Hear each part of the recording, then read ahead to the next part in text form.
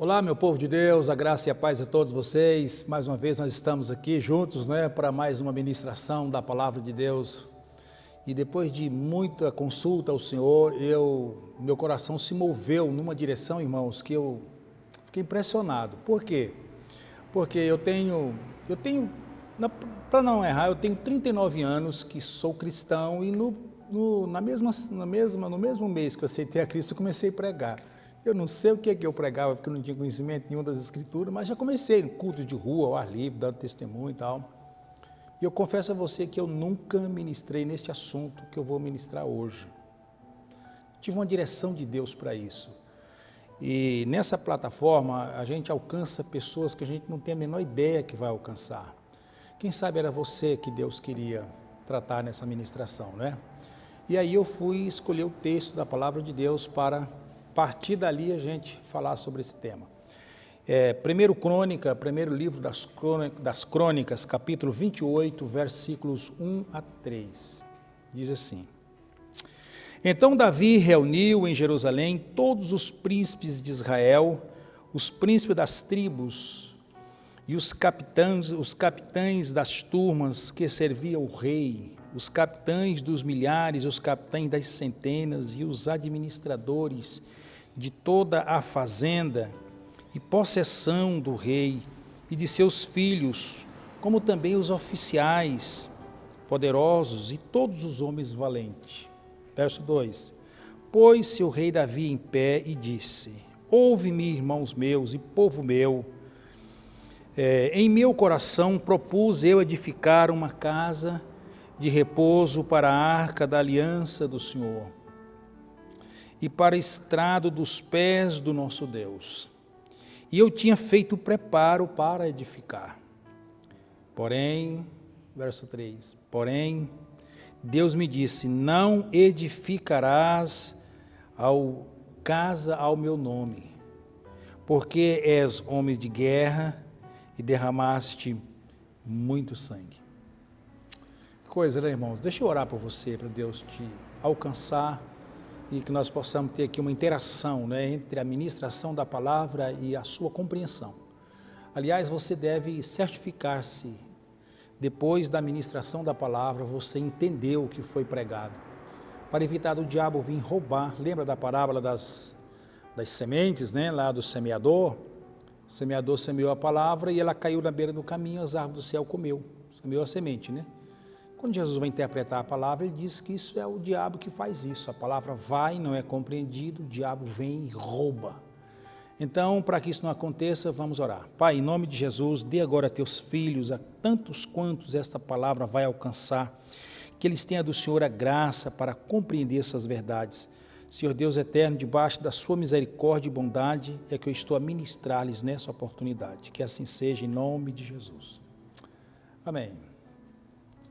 Amados, o capítulo 28 de 1 Crônicas e o 29, ele termina com Davi fazendo um balanço do seu ministério, do seu governo, dos seus tantos anos, E ele faz um discurso dirigido, vamos dizer assim, porque você viu aqui que ele fala aos príncipes, ele fala aos capitães de milhares, capitães de centenas, administradores, oficiais, poderosos e homens valentes, até os seus guerreiros ele colocou na sua frente, e ele foi ministrando a cada um deles uma palavra. Ele tinha uma direção de Deus para aquele momento. E quando Davi chegou no versículo de números 2 e 3, ele fez uma revelação bombástica, vamos dizer assim. Qual foi essa revelação? É que ele diz que ele havia proposto no seu coração, durante o tempo da sua caminhada, durante o tempo do seu ministério, ele havia proposto de construir uma casa para abrigar a arca de Deus, porque a arca era o símbolo da presença de Deus no meio deles. Ele disse: olha, eu moro em palácios, mas a arca de Deus mora em tendas. E ele começou então a juntar materiais, começou a juntar dinheiro, ouro, prata, moeda daquela época, e foi juntando, e quando ele confessou isso a Natã, o seu vidente, o seu profeta, Natã até achou conveniente, disse: vai firme, rei, isso é de Deus esse negócio, vai firme, na linguagem popular, isso é de Deus, Quando ele está saindo no pátio da casa real, Deus disse, volta lá e diga para Davi que ele é um homem sanguinário, guerreiro, e ele não vai fazer a casa para mim, não é ele que vai fazer. E quando Davi conta essa história, a sensação que eu tenho aqui é onde vai o meu tema desta oportunidade, né? Não sei se pela manhã, à tarde ou à noite você está me assistindo, não é? O tema que eu quero ministrar é como combater as frustrações da vida. Porque a impressão que a gente tem aqui, irmãos, é que Davi, quando ele ouviu isso, ele se frustrou. É como se eu visse ele botar a mão na cabecinha e dizer, mano, não estou acreditando no que eu estou ouvindo. Agora há pouco o profeta disse que eu vou construir a casa e agora ele vem e diz que não. E Davi era um homem muito temente, ele sabia que Natã tinha boca de Deus para ele. E aí, o que a gente percebe aqui é que, à luz do que Davi vivenciou aqui, eu e você às vezes temos vivenciado ao longo da nossa vida, meu irmão. Aqueles momentos e aquelas épocas, não é, em que a vida dá um não para a gente. Já viveu isso? Quando você planeja, prepara, você mobiliza, você bota fé, você bota entusiasmo, e de repente aquilo tudo como que você estivesse escalando uma montanha, e quando você está pegando no último degrauzinho para jogar o corpo, aquilo desce tudo lá embaixo, parece que desmorona tudo. Já viveu essa situação? Isso é chamado de frustração. A frustração é o resultado de uma perspectiva não realizada. Davi tinha um desejo, uma perspectiva, e imagina na mente de Davi, o prédio estava pronto, ele via aquilo, com o melhor que ele pudesse dar para Deus, porque ele disse, olha, eu moro em palácios, mas Deus vai morar num palácio melhor do que o que eu moro. Esse era o desejo de Davi. Aí quando ele está organizando tudo isso, aí Deus vem e diz, olha, nanina não, na linguagem dos goianos aqui, né? Nanina não, você não vai construir nada disso. E aí quando a gente olha para Davi, para a sua vida, para a sua biografia, nós vamos ver que Davi foi um homem ímpar, Não tinha ninguém naquela época e naquelas gerações que tivesse mais qualificação e credibilidade para construir a casa de Deus, era Davi. Ele era o rei de Israel. Né? E, inclusive, Davi é um personagem muito nobre na genealogia de Israel. Para você ter uma ideia, eu fiz uma pesquisa, não sei se você já fez também, na versão atualizada, a versão que eu estudo e que eu uso para ministrar, o nome Davi aparece 1139 vezes na Bíblia. O nome Davi. Pensa bem tanto que a Bíblia lida com esse personagem. A primeira referência está em Ruth 4:17 e a última em Apocalipse 22:16. Praticamente toda a Bíblia, imagina. Irmãos, para você ter uma ideia, mais do que Abraão, que é o pai de todos eles, que é o patriarca, o tronco dessa gente. Abraão aparece cerca de 310 vezes, enquanto Davi aparece 1139 vezes. As referências em Abraão começam em Gênesis 11:26 e vai a 1 Pedro 3:6. Então, esses dados são importantes para a gente ver com quem que nós estamos lidando aqui. Estamos falando de Davi, irmãos, um homem que na história de Israel o mais lembrado, aqueles que visitam Jerusalém, o túmulo dele diz que é um dos mais visitados depois do túmulo de Cristo, para você ter uma ideia. Então, é um cidadão que se nós fôssemos credibilizar, não tinha ninguém mais capacitado e qualificado para isso. E além disso, foi um homem a quem Deus deu o maior testemunho que um ser humano pode receber. Você sabe de que eu estou falando, né?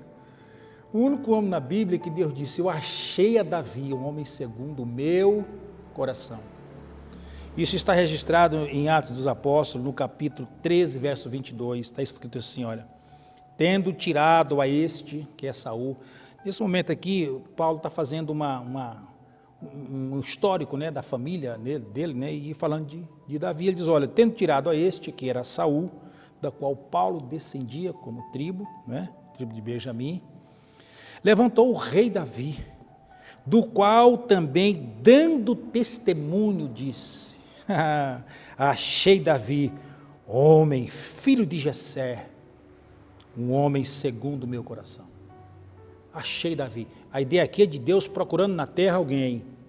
Ele olha para um lado, olha para o outro e procura. De repente, na casa de Jessé tem um homem que é alinhado, vive em linha com o meu coração. Ele cumpre o meu propósito, o meu desígnio. E aí o apóstolo, quando ele vai descrevendo isso, quando ele chega no versículo 36, irmãos, eu estou lendo Atos 13, 36, ele diz assim, porque na verdade, tendo Davi no seu tempo, olha a história desse cidadão, tendo Davi no seu tempo servido conforme a vontade de Deus, dormiu e foi colocado, e viu a corrupção. Ele está comparando ele com Cristo. E aí ele dá um dado de Davi aqui que é extraordinário, tendo Davi no seu tempo servido conforme a vontade de Deus. Eu confesso que eu fiquei perguntando, meu Deus, esse é o meu tempo, esta é a minha geração, estou servindo conforme a sua vontade? Irmãos, essa é uma pergunta que eu e você precisa fazer. Se nós estamos servindo conforme o propósito que Deus estabeleceu para mim e para você. Quando nós viemos ao mundo, Deus planejou a nossa vida. Isso está escrito na Bíblia em muitos textos. Ele planejou a nossa vida para viver para Ele, para servir a Ele, cumprindo determinado propósito. Não é? Eu, por exemplo, sou pastor de uma igreja, eu dirijo uma igreja, uma congregação do Senhor, e eu tenho absoluta certeza que eu fui chamado para isso. Agora, eu pergunto a você, será que você tem pensado nisso? Viver conforme o propósito de Deus? Davi é um cidadão, irmãos, que se nós pudéssemos indicar uma frase para o seu epitáfio, epitáfio é aquelas placas que eles colocam nos túmulos, né, das pessoas, eu não sei qual o texto seria, mas ele passaria por aqui: eis aqui os restos mortais de um homem que viveu segundo Deus. Porque é isso que a gente lia na história de Davi. Ele era conforme o coração de Deus e cumpriu o propósito de Deus na sua vida. Esse homem desejou um dia construir uma casa para o Senhor. E Deus disse, olha, não vai fazer isso não. Irmãos, o que a gente chama isso, o resultado dessa resposta é frustração. Porque, redefinindo, já conceituei com os irmãos, frustração é o resultado, é o produto daquilo que tinha uma perspectiva e não se realizou, não se concretizou. Quantos de nós não já passamos por isso em algum setor? Eu notei alguns pontos desse aqui para compartilhar com você, por exemplo, nas relações interpessoais. Quantas decepções nós já tivemos com as pessoas? Gente, que você investe nele toda a sua amizade, a sua confiança, a sua credibilidade, daqui a pouco, um passe de mágica, ele se torna desleal a você. Jó sofreu isso. Vamos ver isso na Bíblia? Jó, capítulo 6, versículo 15, 16 e 17. São versículos pequenos. Olha o que Jó diz. Meus irmãos aleivosamente me trataram. Esse termo é como se fosse assim, meus irmãos falsamente me trataram. Ou seja, eu não esperava isso deles. Eles falsamente me trataram. Olha, ele usa aqui uma metáforazinha, uma figura de linguagem. Eu gosto da Bíblia porque ela explica ela, né? Diz, olha, é como um ribeiro, como uma torrente que transborda no vale, turvada como o gelo e como a neve, que nela se esconde. Torrente no que no tempo do calor seca, emudece e desaparece do seu lugar. Está dizendo assim, olha, a pessoa que é desleal a você, ela é igual uma corrente que é movida, é banhada pela neve. Quando o sol dos testes aparecem, ela desvanece. E você põe a mão na cabeça e diz, eu nunca imaginava um negócio desse. Então nós temos isso muito nas relações interpessoais, você tem nas relações comerciais, pessoas que se decepcionaram com seus sócios, né, com investidores, com clientes que você confiou, suas mercadorias, seus bens, e ele te deu cano, foi embora, não te deu satisfação, e você frustrou com a confiança que você depositou nele. Um outro segmento também que eu tenho visto muitas pessoas sofrerem esse mal da alma, que a frustração é o mal da alma, são as relações amorosas, sentimentais. Não é? Quantas mulheres que honram os seus maridos, de repente descobrem que foi traída por ele, e vice-versa. Não é? Quantos pais que investem tudo nos filhos, pensa que ele está indo para a faculdade, ele está indo para o tráfico de drogas. Quando o pai descobre, uma frustração à frente. Você notou? Então, são muitos os segmentos, não é? São muitos os segmentos que nós vivemos e sofremos esse tipo de sentimento. Davi diz, olha, eu propus edificar uma casa ao Senhor. Eu tinha feito todo o preparo. Olha aí, ele estava fundo nesse investimento. Edificar a casa de Deus. Só que Deus disse, não, você não vai fazer uma casa para mim. Agora, antes da gente avançar no assunto, porque o que é lindo nessa história de Davi é como vencer as frustrações, porque na nossa cabeça, lendo esse texto inicialmente, parece que Davi viveu o fim da sua vida frustrado, mas não é isso que a gente vê na história dele. Isso aqui é belo, porque o mesmo que ele passou, eu e você podemos passar. E aqui estão, irmãos, os elementos bíblicos, genuinamente bíblicos, creditáveis, para você vencer qualquer frustração da vida. É só você dar os passos que Davi deu, está aqui na sua biografia. Eu vou só tirar o excesso e te mostrar para você nesta ministração. Agora, antes da gente chegar lá, eu quero fazer a diferença entre, porque são dois termos muito parecidos, entre frustração e decepção. Parece que são a mesma coisa, não parece? Mas não são. Normalmente, a decepção, ela funciona temporariamente. É algo que você pode reverter. Então, você tinha um projeto, vamos pensar aqui em Davi. Se Deus dissesse assim, Davi, você não vai construir uma casa para mim agora, daqui a 20 anos você fará isso. Bom, ele ficar chateado, decepcionado, porque ele queria implementar, o gás estava ali, a adrenalina toda, mas, bom, daqui a 20 anos eu faço a casa do Senhor. Mas não, Deus disse, você não vai fazer isso não, não é você que vai fazer a casa para mim. Então, aqui seria a frustração, a frustração de Davi, porque é algo irreversível. Eu vou ilustrar isso para você, biblicamente, para você entender. Vamos pensar em termos de decepção. Tem um personagem na Bíblia, por nome de Caleb. Esse cidadão viveu uma decepção de 45 anos. Uma decepção. Ele decepcionou-se com seus companheiros, com seus irmãos, aqueles que foram com ele espiar a terra, tiveram lá 40 dias espiando a terra. Depois de olhar tudo aquilo que Deus tinha planejado para eles viver, eles voltam para dar o relatório a Moisés. Quando chega lá, essa história está lá em Números capítulo 13. Quando ele chega lá, os seus irmãos dizem, olha, a terra é boa, mas nós não vamos entrar lá. Porque lá tem homens gigantes, muralhas intransponíveis, e é terra que consome os seus moradores, né? Nós, aos olhos deles, era como gafanhotos. A Bíblia diz que Josué e Caleb saltou no meio deles e disse, olha, é verdade, o relatório dos nossos irmãos está certo. Só que se nós formos fiéis a Deus, Deus nos colocará nela, subamos animosamente e possuamos a terra. Quando eles disseram isso, esses irmãos dele pegou em pedras para apedrejá-los, para confirmar sua incredulidade. Ele diz que a glória de Deus desceu e eles temeram fazer isso. E aí, na história de desenrolar, Deus sentencia aquela situação. E eles passaram 40 anos andando no deserto, até aquela geração incrédula morrer, e preservou a vida de Josué e Caleb, para que eles entrassem na terra e possuíssem a terra que eles tinham pisado os pés nela. Caleb depois dá esse testemunho em Josué capítulo 14, o versículo de número 6 e 7. 8. Alguns versículos, vou ler alguns textos para você entender melhor essa história. Eu estou falando da decepção. O que é uma decepção?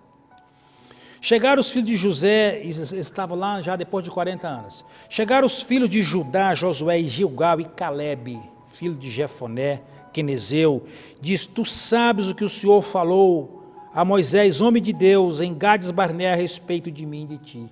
Ele faz referência a Números 14. Você sabe o que foi que ele falou? Você sabe que ele disse que eu ia pisar na terra. Olha o versículo 7. Tinha 40 anos, quando Moisés, servo do Senhor, me enviou de Gades Barnea para espiar a terra.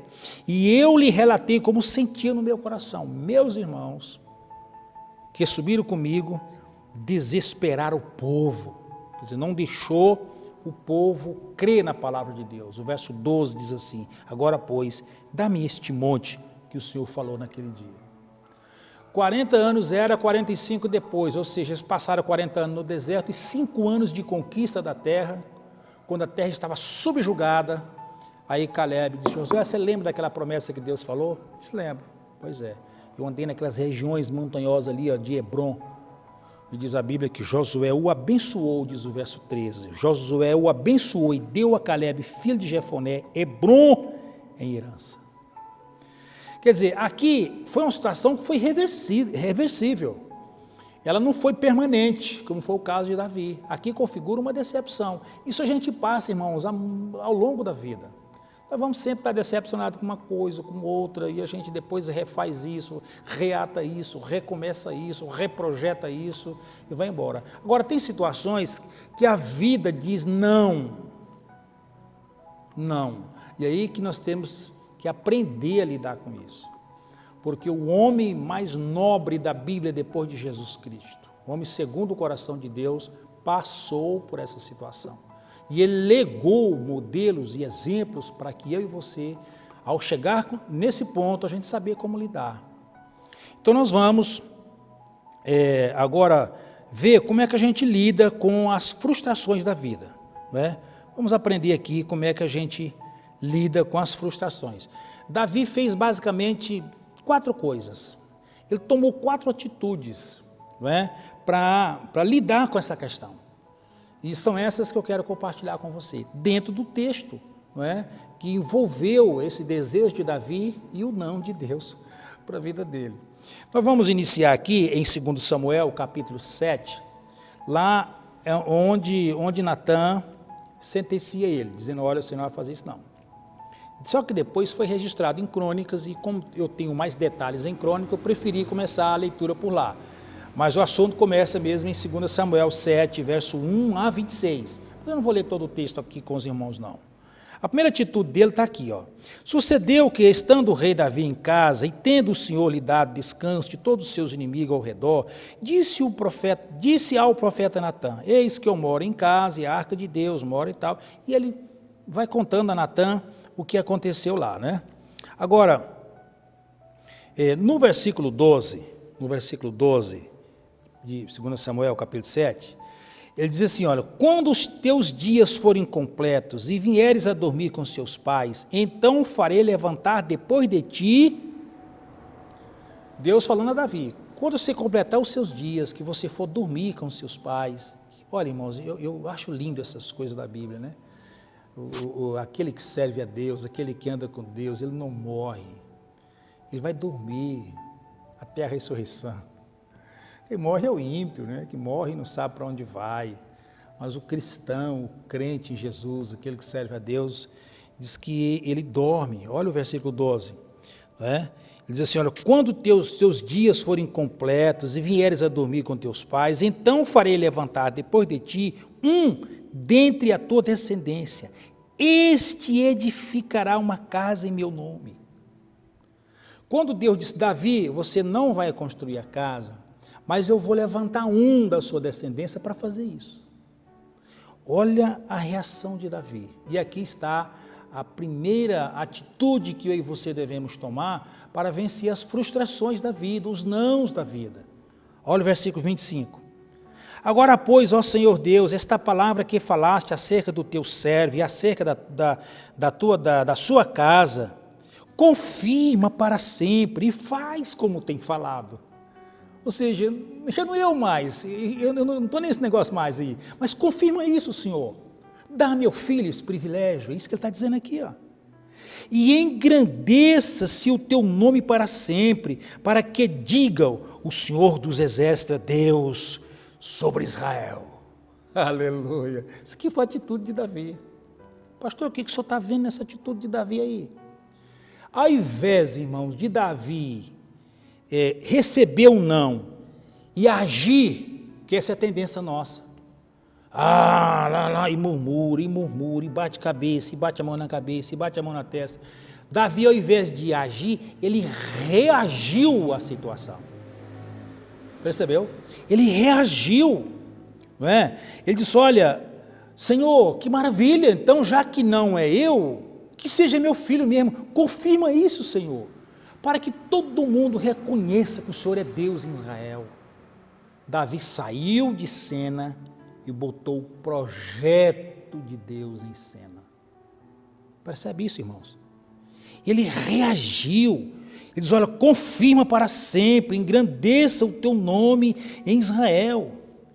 Ou seja, Davi reconheceu o projeto de Deus, que o projeto de Deus era melhor do que o dele.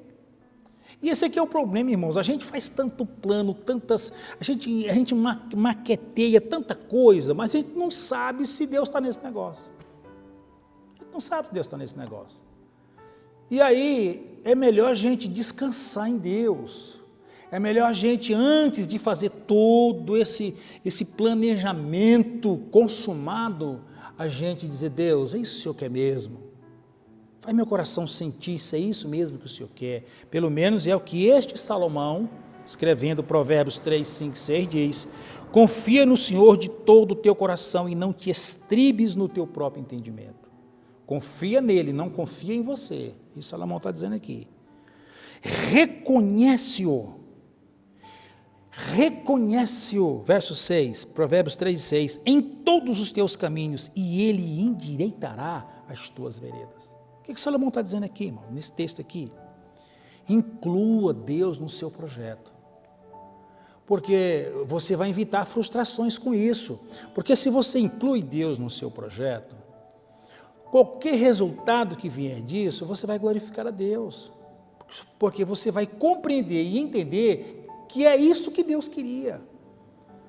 Enquanto Davi juntava material, enquanto Davi planejava, enquanto Davi riscava o templo que ele ia fazer para Deus, Deus estava com a planta pronta para passar para Salomão. Ele depois diz isso aqui à frente, eu vou ler para você. Ele estava com a planta pronta e Davi estava lá, noites e noites, riscando e planejando e tal, e tal, e tal, e tal. Então, o que Davi faz aqui é o seguinte, quando Deus vem e diz, olha, meu filho, você não vai fazer, mas quem vai fazer é seu filho, ele aceitou essa ideia de Deus. Ele entendeu que Deus estava nesse negócio, nesse plano. E não interessava agora quem é que ia fazer a casa, ele queria que o nome de Deus fosse glorificado nisso.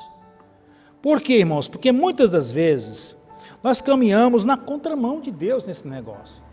O profeta Isaías disse assim, o profeta Isaías falou assim, porquanto os meus pensamentos não são os vossos pensamentos. Isaías 55, verso 8 e 9.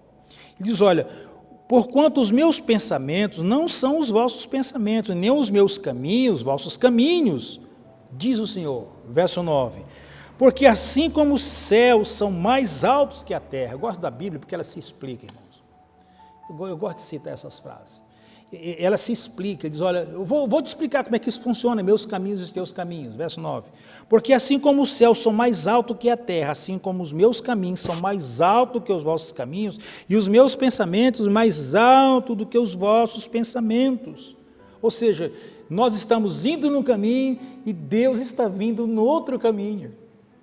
Percebeu isso, queridos? Tanto que isso é importante. Você percebeu então, irmãos, que a gente está indo num caminho e às vezes Deus está vindo no outro caminho. Então Davi, ao invés de agir, chutar o balde na expressão popular, ele reagiu, ele disse, epa, Deus está nesse negócio e eu estava no caminho errado, eu estava na pista errada, vamos dizer assim, não é? E aí ele vem, se alinha com Deus e, olha Deus, glorifique o seu nome pelo fato de meu filho ser escolhido pelo Senhor. Então, a primeira coisa que Davi... permita-me ler um texto da palavra de Deus, porque eu quero mostrar isso para você também no Novo Testamento, essa recomendação bíblica. Colossenses 3, 17, e depois o 23 diz assim, olha, Colossenses 3, 17 e 23, e tudo quanto fizerdes, seja em palavras, seja em ações, fazei em nome do Senhor Jesus. Atente para isso, isso aqui é um mandamento bíblico, irmãos. Tudo quanto fizerdes, seja por palavra ou por ação, fazei em nome do Senhor Jesus, dando a Ele graças ao Deus Pai. Ou seja, o que você fizer, seja em nome de Jesus, porque esse em nome de Jesus aqui, não é no sentido de você fazer e dizer assim, em nome de Jesus está feito isso, em nome de Jesus eu faço isso. Não, tudo quanto fizer, fazei em nome do Senhor Jesus, ou seja, faça conforme Jesus, na vontade dEle, no querer dEle. Por isso que Salomão mandou você reconhecer Ele em todos os seus caminhos. Fazer em nome dEle, nesse texto aqui, significa isso, fazer alinhado com Ele, é isso que Ele quer, deixa o coração sentir. O Espírito Santo fala, irmãos, Ele fala ao nosso coração, é só a gente largar de ser teimoso e buscar Ele em oração, que Ele fala. E aí o versículo 23 diz assim, tudo quanto fizerdes, fazei de todo o vosso coração. Por quê? Porque esse é o modelo de fazer as coisas para Deus. É de todo o coração, irmãos, ou de nada. 99% não vai funcionar. Imagina você, vamos pensar você que é casado, está me ouvindo aqui, você disser para sua esposa assim, olha, meu bem, eu te amo com 99,999% do meu coração. Ela vai fazer o quê? Ela olha assim e dizer, e esse decimal aí é de quem? Ora, nós humanos, irmãos, somos assim, imagina Deus. Por isso que a Bíblia diz, tudo quanto fizer de fazer de todo o vosso coração. Agora, olha a recomendação. Como para o Senhor e não aos homens. Como para o Senhor e não aos homens. Aqui está o segredo. Porque quando a gente faz aos homens, nós podemos ser decepcionados ou frustrados. Porque os homens são falhos. Jeremias chegou a dizer que maldito o homem que confia no homem. Neste aspecto, de depositar nele a confiança, ao invés de depositar a confiança em Deus. Você percebeu então, irmãos? Eu gosto muito de uma frase do pastor Arão Xavier, ele me parece de Ribeirão Preto, São Paulo. Ele disse, irmãos, vocês precisam aprender a servir as pessoas servindo a Deus. Notou isso? Servindo as pessoas, servindo a Deus.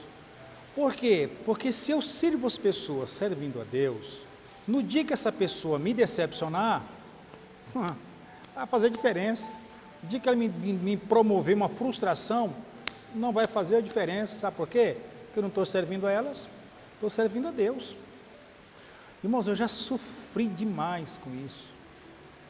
Eu tenho 32 anos pastoreando igrejas, 39 de cristãos. Nos meus 32 anos, sei quantas frustrações, não sei quantas decepções, até entender essas coisas. Depois que eu entendi que é possível você servir as pessoas servindo a Deus, acabou o problema, porque agora eu sirvo ao Senhor, o Senhor não me decepciona, o Senhor não me frustra, não me frustra, ainda que aparentemente há uma frustração, como é o caso de Davi, mas não me frustra. Por quê? Porque eu posso tomar as atitudes que Davi tomou, né? Então, é bom a gente lembrar uma coisa, que não são os fatos em si que causam as frustrações, mas são as interpretações que eu dou a esses fatos. Quando eu sou frustrado, o que eu faço? Eu ajo, vou para cima. Não, reage, reconhece Deus, inclui Deus, põe Deus na frente e as coisas vão fluir. Ok? Vamos ver a segunda atitude de Davi. Primeira, ele agia ao invés de reagir às situações. No capítulo 28 de Crônicas, de 1 Crônicas, o versículo 3 diz assim, porém Deus me disse, não edificará casas em meu nome. Estou partindo daqui para chegar aonde nós precisamos, né? Aí o versículo 4 diz assim, e o Senhor Deus de Israel escolheu-me de toda a casa de meu pai Ele está aqui fazendo aquele discurso que ele estava fazendo aos seus oficiais, lembra? Diz, olha, ele não quer que eu faça a casa para ele, só tem um negócio. O Senhor Deus de Israel me escolheu-me de toda a casa de meu pai para que eternamente fosse rei sobre Israel. Olha aqui, ele me escolheu para ser rei em Israel. Ele diz assim, porque a Judá escolheu por sobrenome, ou seja, me fez nascer numa tribo privilegiada, tribo de Judá. Ele diz assim, olha, e a casa de meu pai na casa de Judá. Quer dizer, eu nasci nessa tribo porque a casa de meu pai nasceu lá. Não só eu sou beneficiado, a minha casa, a casa de meu pai também foi beneficiada. Verso 5. E de todos os meus filhos, porque muitos filhos me deu o Senhor. Deus me encheu de filhos. Se você vai contar os filhos de Davi, irmão, são 20 só legítimos, fora os bastardos. 20. Isso, você pode ler esse 1 Crônica, capítulo 3, versículos 1 a 9, está lá, essa história dos filhos de Davi. Ele diz, e escolheu o meu filho Salomão para sentar no meu trono. Então, o que Davi está dizendo aqui, irmãos? Que é uma atitude que eu e você tem que tomar. Quando as aparentes frustrações chegarem na nossa vida, em vez da gente pegar essa situação e ficar remoendo e matando o resto da alma que ainda sobra, vamos lembrar das coisas boas que Deus já fez na nossa vida. Percebeu isso? Lembre das coisas boas, às vezes naquela situação mesmo que você está vivendo. Davi disse, olha, ele não quer que eu faça uma casa para ele, mas ele me fez nascer numa tribo privilegiada, ele abençoou a casa de meu pai, ele me deu muitos filhos, ele me fez rei sobre todo Israel, eu reinava só Judá, agora eu reino em todo Israel. E mais, Deus me deu um filho para suceder o meu trono. Olha aí, ao invés dele ficar com a alma chorosa, melancólica, ele preferiu lembrar das coisas boas que Deus havia feito na vida dele. Não é aqui, irmãos, uma boa saída, né? Porque a tendência da gente é pegar as coisas ruins, não é? Por quê, irmãos? Porque a vida não tem um modelo pronto lá para a gente. A gente vai vivendo as situações no tempo que você está vivendo. E você está suscetível a qualquer hora a enfrentar situações como essa.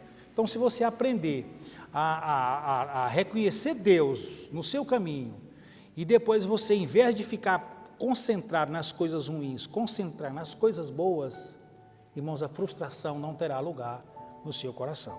Vamos para o terceiro ponto, para não alongar muito, terceiro ponto, a terceira atitude que Davi tomou, não é? Então, a primeira, ele botou Deus no seu coração, na sua história, reagiu à frustração, em vez de agir, ele reagiu e ele concentrou a atenção, né?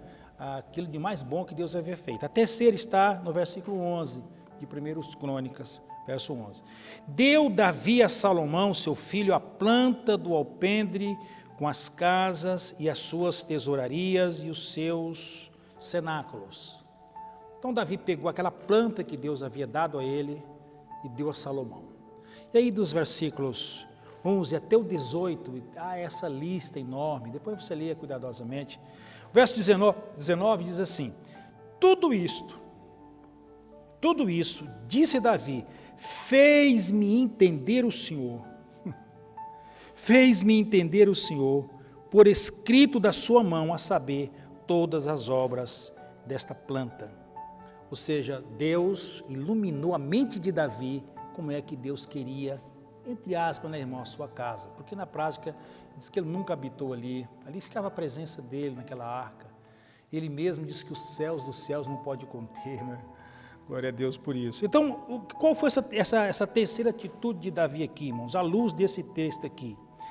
Crer que Deus é o feitor da sua obra, ou seja, ele não somente faz a sua obra, mas ele também capacita alguém para fazer a sua obra. O que é importante nisso tudo é que o nome dele seja glorificado e não o nosso. Porque Davi, certamente, quando ele terminasse na inauguração, ele dizia, olha o que eu fiz para Deus. Não deixa de ter lá uma certa dosinha de vaidade, né, irmãos?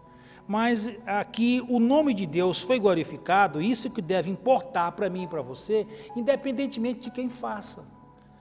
Porque quando a gente tem essa atitude de reconhecer Deus no nosso caminho, o que nós vamos fazer, irmãos, o resultado disso não vai mudar muito se eu ou outro está fazendo, porque o meu propósito é glorificar Deus nisto, e quando eu vejo o nome de Deus ser glorificado, eu alegro o meu coração.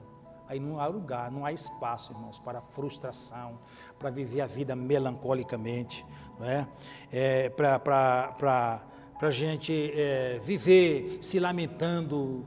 Eu conheço pessoas, irmãos, que por não perceber esses valores, esses princípios, esses fundamentos, hoje vivem frustradamente. Tem gente hoje não dá conta nem de ser crente mais nas igrejas, eles têm um padrão de vida deles, não interessa o de Deus, é o deles. Não sei se você conhece gente assim, eu conheço pessoas assim.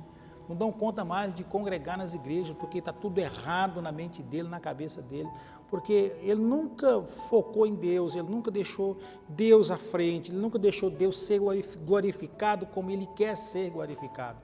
Davi pegou esse caminho, e deve ser o que eu e você temos que pegar. Para concluir a nossa ministração dessa noite, eu quero pensar com você em 1 Crônicas 28, ainda o versículo 6 e 7, e aqui nós vamos terminar mesmo.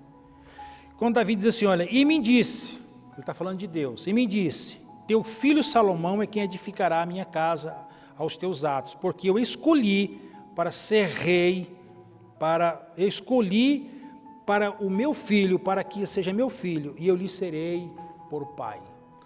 Nessa expressão aqui, o que eu percebo aqui, irmãos, é que Davi não questionou a decisão de Deus. Ele não ficou aqui murmurando e fazendo perguntas e perguntando por quê. Ele simplesmente aceitou o querer de Deus para a sua vida. Ele aceitou o resultado final daquilo. Porque o problema da frustração é que, assim, quando você não aceita o resultado final que ela lhe propõe, você se frustra. Mas quando você aceita, entende que está tudo sob o controle, tudo sob os cuidados de Deus, era isso que eu queria, mas não era o que Deus queria, é o que Ele quer, então pronto, aceita. Davi aqui, ele aceita, porque não há como a gente mudar algo que está fora do nosso controle. Não tem como mudar. Não dá, quando Deus diz não, é não. Quando Deus diz não, é não, acabou. Então é melhor a gente abrir o coração para aceitar isso. E eu vejo isso aqui quando Deus escolhe Salomão para isso, porque Salomão foi na vida de Davi um consolo para ele. Salomão foi o filho que nasceu depois da morte do filho ou da filha, porque a Bíblia não diz, fala que era uma criança, de Batseba, mulher de Urias, que Davi casou com ela posteriormente, tornou-se uma família, e essa criança morreu e trouxe muita dor para o coração de Davi. Salomão foi o consolo dele. Deus deu Salomão em lugar daquela criança. Então Deus vem e escolhe Salomão, olha aí quem, para ser rei, quando deveria ser Adonias, o seu primogênito. Adonias que deveria ser, mas Deus escolheu Salomão como forma de consolar o coração de Davi. Então, quando a gente aprende, irmãos, quando a gente reconhece e se posiciona emocionalmente diante daquilo que Deus quer, a gente aceita ideias de Deus fazer do modo dele, sem nenhuma culpa, sem nenhum sentimento de ressentimento, nenhum sentimento de medo, de nada. Você confia em Deus, pronto, as coisas se tornarão mais fáceis. As coisas se tornarão mais fáceis. E aí, a gente aprende uma coisa que é importante nessa questão de superar as frustrações. É a capacidade que a gente adquire em tudo isso de aprender a recomeçar ou ressignificar os fatos.